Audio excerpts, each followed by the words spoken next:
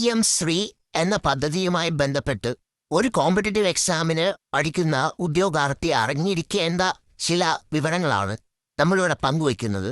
നമുക്ക് എന്താണ് PM-ശ്രീ പദ്ധതി എന്ന് ഒന്ന് പരിശോധിക്കാം. ഇവിടെ നമ്മൾ ആദ്യം അറിയേണ്ടത് PM-ശ്രീ എന്ന പദ്ധതിയുടെ പൂർണ്ണരൂപമാണ്. പൂർണ്ണരൂപം പ്രധാനമന്ത്രി സ്കൂൾ ഓഫ് റൈസിംഗ് ഇന്ത്യ എന്നാണ്. പൂർണ്ണരൂപം എന്താണ്? പ്രധാനമന്ത്രി സ്കൂൾ ഓഫ് റൈസിംഗ് ഇന്ത്യ.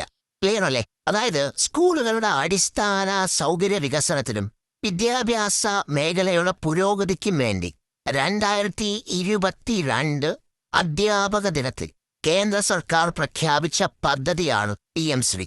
അധ്യാപക ദിനമായി ആചരിക്കുന്നത് ഡോക്ടർ എസ് രാധാകൃഷ്ണന്റെ ജന്മദിനമാണ്. അതായത് സ്കൂളുകളുടെ അടിസ്ഥാന സൗകര്യ വികസനത്തിനും വിദ്യാഭ്യാസ മേഖലയുടെ വളർച്ചയ്ക്കുമായി 2022 സെപ്റ്റംബറിൽ, കൃത്യമായി പറഞ്ഞാൽ അധ്യാപക ദിനത്തിൽ കേന്ദ്ര സർക്കാർ പ്രഖ്യാപിച്ച പദ്ധതിയാണ് PM-ശ്രീ പദ്ധതി. ഇനി അതിന്റെ ലക്ഷ്യം എന്താണെന്ന് നമ്മൾ പരിശോധിക്കുകയാണെങ്കിൽ, students to become engaged, productive and contributing citizens for building an equitable, inclusive and plural society as envisaged by the National Education Policy 2020. അതായത് വിദ്യാർത്ഥികളെ സജീവമായും ഉൽപാദനക്ഷമമായും രാജ്യത്തിനു വേണ്ടി സംഭാവന നൽകുന്ന പൗരന്മാരായി വളർത്തിയെടുക്കുക എന്നതാണ് PM-ശ്രീ പദ്ധതിയുടെ ലക്ഷ്യം. എന്താണ്? ഒരു വിദ്യാർത്ഥിയെ സജീവമായും ഉൽപാദനക്ഷമമായും രാജ്യത്തിന് വേണ്ടിയിട്ട് പ്രൊഡക്റ്റീവായും ആക്റ്റീവായും കോൺട്രിബ്യൂഷൻസ് നൽകുന്ന ഒരു നല്ല പൗരനായി വാർത്തെടുക്കുക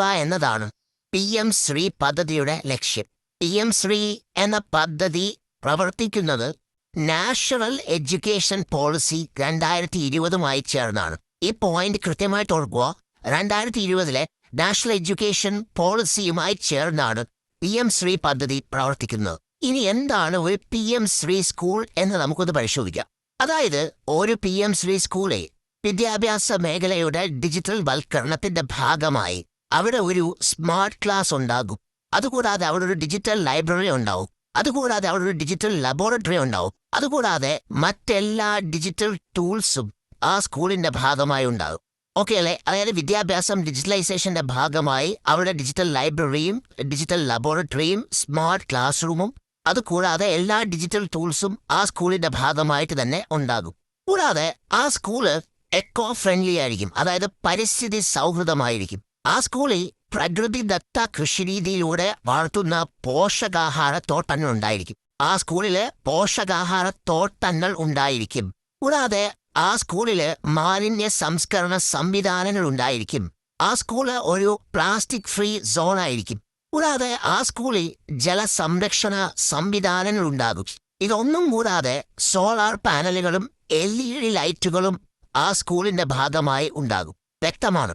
ശ്രദ്ധിക്കുക. ഇപ്പോൾ നമ്മൾ പരിശോധിച്ചത് ആ സ്കൂളിൽ എന്തെല്ലാം ഇൻഫ്രാസ്ട്രക്ചറുകൾ ഉണ്ടായിരിക്കുമെന്നതിനെ കുറിച്ചാണ്. ഇനി PM-ശ്രീ സ്കൂളുമായി ബന്ധപ്പെട്ട മറ്റു വസ്തുതകൾ പരിശോധിക്കുകയാണെങ്കിൽ, ഓരോ ബ്ലോക്കിലെയും, ദാറ്റ് മീൻസ് ഓരോ ബ്ലോക്ക് റിസോഴ്സ് സെന്ററിലെയും തിരഞ്ഞെടുക്കപ്പെടുന്ന സ്കൂളുകളാണ് PM-ശ്രീ സ്കൂളുകളായി വികസിപ്പിക്കുന്നത് എന്ന് ഓർത്തു വച്ചേക്കുക. ഇവിടെ ശ്രദ്ധിക്കുക, ഒരു ബ്ലോക്ക് റിസോഴ്സ് സെന്ററിൽ നിന്നും അഥവാ ഒരു BRCയിൽ നിന്നും 2 സ്കൂളുകൾ വീതമാണ് തിരഞ്ഞെടുക്കപ്പെടുന്നത്. അതായത് ഒരു ബ്ലോക്കിൽ നിന്നും എത്ര സ്കൂൾ തിരഞ്ഞെടുക്കപ്പെടുന്നു? 2 സ്കൂള്. അതിൽ ഒരു സ്കൂള് പ്രൈമറി സ്കൂളും മറ്റേ സ്കൂള് സെക്കൻഡറി സ്കൂളുമായിരിക്കുമെന്നും ഓർക്കുക. ഒരു ബ്ലോക്കിൽ നിന്നും 2 സ്കൂളുകളാണ് തിരഞ്ഞെടുക്കുന്നത്. അതിൽ ഒരു സ്കൂൾ പ്രൈമറിയും മറ്റേ സ്കൂള് സെക്കൻഡറിയുമായിരിക്കും.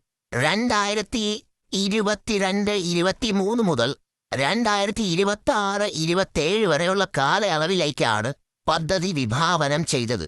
2022, 2023, 2024, 2025, 2026 അതായത് 5 വർഷത്തേക്കാണ് പദ്ധതി വിഭാവനം ചെയ്തിരിക്കുന്നത് എന്ന് ഓർത്തുവെക്കുക. എത്ര വർഷമാണ്? 5. 2022-23 അധ്യയന വർഷം മുതൽ 2026-27 അധ്യയന വർഷം വരെയുള്ള 5 വർഷക്കാലത്തേക്കാണ് PM-ശ്രീ പദ്ധതി നിലവിൽ വിഭാവനം ചെയ്തിരിക്കുന്നത്. ഇനി ഈ പദ്ധതിയിൽ 60% വിഹിതം കേന്ദ്ര സർക്കാരും 40% വിഹിതം സംസ്ഥാന സർക്കാരുമാണ് മുടക്കേണ്ടത്. കൃത്യമായിട്ട് ഓർത്തു വച്ചേക്കുക. 60% വിഹിതം മുടക്കേണ്ടത് കേന്ദ്ര സർക്കാരും 40% വിഹിതം മുടക്കേണ്ടത് സംസ്ഥാന സർക്കാരുമാണ്. ഈ വിഹിതം ഉപയോഗിച്ചാണ് ഈ സ്കൂളിന്റെ ഇൻഫ്രാസ്ട്രക്ചർ സൗകര്യങ്ങളെല്ലാം വികസിപ്പിക്കേണ്ടത്. വ്യക്തമാണ്. എന്നാൽ വടക്കുകിഴക്കൻ സംസ്ഥാനങ്ങളിലും ജമ്മു കാശ്മീർ പോലുള്ള കേന്ദ്രഭരണ പ്രദേശങ്ങളിലും അത് 90-10 എന്ന അനുപാതത്തിലാണ്. അതായത് 90% കേന്ദ്ര സർക്കാർ വഹിക്കും, 10% സംസ്ഥാന സർക്കാർ വഹിച്ചാൽ മതി.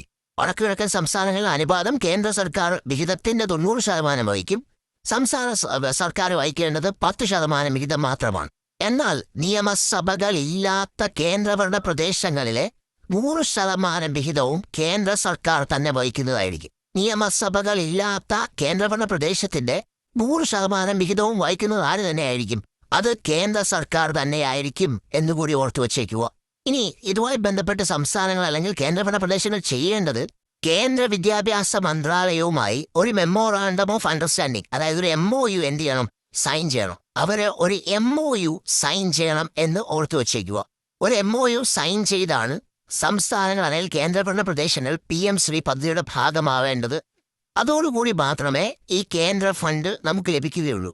ഇത് കൂടാതെ അറിഞ്ഞിരിക്കേണ്ട മറ്റൊരു വാക്ക് SQAF എന്നാണ്, അതായത് സ്കൂൾ ക്വാളിറ്റി അസസ്മെന്റ് ഫ്രെയിംവർക്ക്. ഈ SQAF എന്ന ഫ്രെയിംവർക്കിലൂടെ പദ്ധതിയുടെ ഗുണനിലവാരം പരിശോധിക്കപ്പെടുന്നു. PM ശ്രീ പദ്ധതിയുടെ ഗുണനിലവാരം പരിശോധിക്കുന്ന ഫ്രെയിംവർക്കാണ് SQAF, അതായത് സ്കൂൾ ക്വാളിറ്റി അസസ്മെന്റ് ഫ്രെയിംവർക്ക്. ഇതിലൂടെ പദ്ധതിയുടെ ഗുണനിലവാരം പരിശോധിക്കപ്പെട്ടുകൊണ്ടേയിരിക്കും. 2025 ഒക്ടോബർ 23 PM ശ്രീ പദ്ധതിയിൽ ചേരുന്നതിന് വേണ്ടിയിട്ടുള്ള ധാരണാപത്രം ഒപ്പുവയ്ക്കുകയുണ്ടായി. കേരളം PM ശ്രീ പദ്ധതിയിൽ ചേരുന്നതിന് വേണ്ടിയിട്ടുള്ള ധാരണാപത്രം ഒപ്പുവെച്ചത് എന്നാണ് 2025 ഒക്ടോബർ 23 കേരളത്തിനു വേണ്ടി ജനറൽ എഡ്യൂക്കേഷൻ ഡിപ്പാർട്ട്മെന്റ് സെക്രട്ടറി ആയ ഡോക്ടർ K.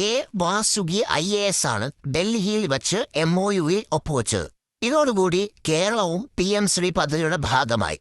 തമിഴ്നാട് മാത്രമാണ് നിലവിൽ PM ശ്രീ പദ്ധതിയുടെ ഭാഗമല്ലാത്തത്.